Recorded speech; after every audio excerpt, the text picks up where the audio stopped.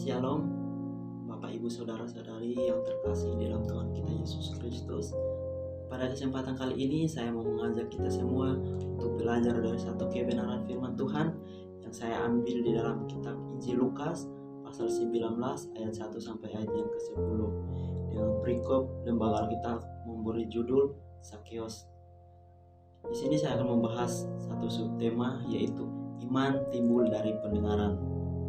Di dalam kisah cerita ini, di mana pada waktu itu Yesus berjalan masuk ke kota Yeriko. Di situ ada seorang yang bernama Sakeus. Ia adalah seorang yang kaya dan ia adalah seorang kepala pemungut cukai. Pada suatu ketika Yesus berjalan masuk ke kota Yeriko, Sakeus mendengar bahwa Yesus segera datang dan masuk ke kota Yeriko. Ketika mendengar hal itu, dia berusaha untuk melihat siapakah itu Yesus. Dan ketika dia mendengar bahwa Yesus sudah masuk ke kota Yeriko, ia terus berlari untuk melihat Yesus, karena banyak orang yang berbondong-bondong mengikuti Yesus, sehingga Sakeus tidak bisa dapat melihat Yesus. Sehingga dengan cara ia berlari dan mendahului orang banyak itu untuk memanjat pohon ara, karena badannya dan tubuhnya yang begitu pendek sehingga dia tidak bisa melihat Yesus. Pada akhirnya dia memanjat pohon ara, dan ketika dia memanjat pohon ara, lewatlah Yesus dari situ. Dia melihat ke atas dan berkata kepada Sakeus, "Sakeus, turunlah, sebab hari ini aku akan menumpang di rumahmu." Ketika itu juga Sakeus merasa sukacita, merasa senang, merasa bangga, sehingga dia langsung turun dan menerima Yesus untuk masuk ke rumahnya.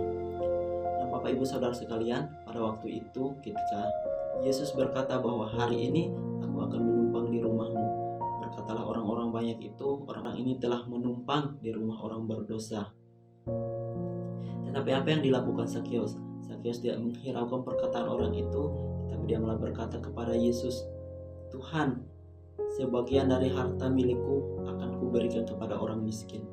Ini sangat menarik Bapak Ibu Saudara sekalian, di mana ketika Sakeus bertemu dengan Yesus, dia mau apa yang dia punya, dia mau berikan kepada orang miskin.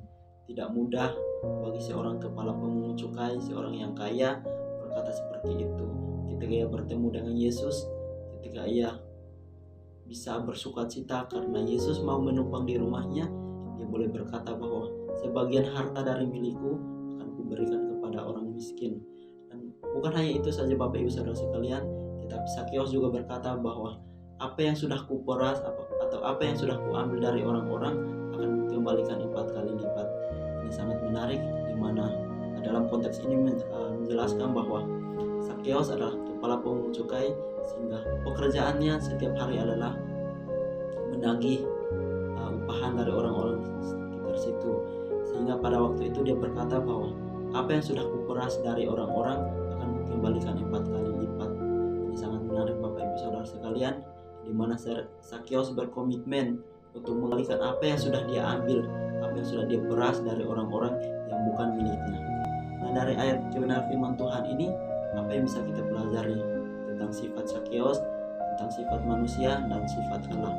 Yang bisa kita pelajari dari sifat Allah adalah Tuhan tidak memandang orang, Tuhan tidak memandang Sakeus itu orang berdosa, Tuhan tidak memandang bahwa Sakeus itu adalah orang kaya atau orang miskin. Tuhan tidak memandang Sakeus harus suci, harus tidak berdosa baru Tuhan Yesus menumpang di rumahnya, tetapi Tuhan tidak memilih Bapak Ibu Saudara sekalian, dan Tuhan mau untuk menumpang di rumah Sakeus seperti itu. Dan apa yang bisa kita pelajari dari sifat manusia?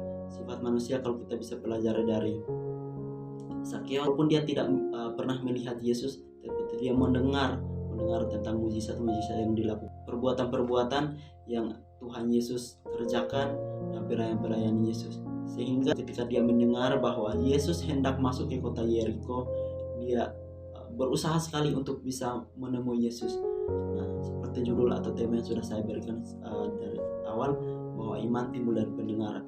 Dari sini kita bisa melihat bahwa iman Sakeus kepada Tuhan Yesus itu timbul bukan karena ia melihat Yesus, tetapi ia percaya. Kenapa saya bilang ia percaya?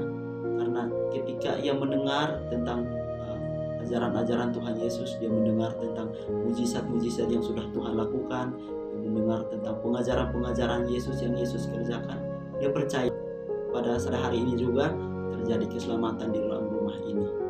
Oke, baik Bapak Ibu Saudara sekalian, firman Tuhan yang dapat saya bagikan, kiranya firman Tuhan ini boleh dapat menjadi motivasi, boleh dapat menjadi kekuatan dalam setiap kehidupan kita,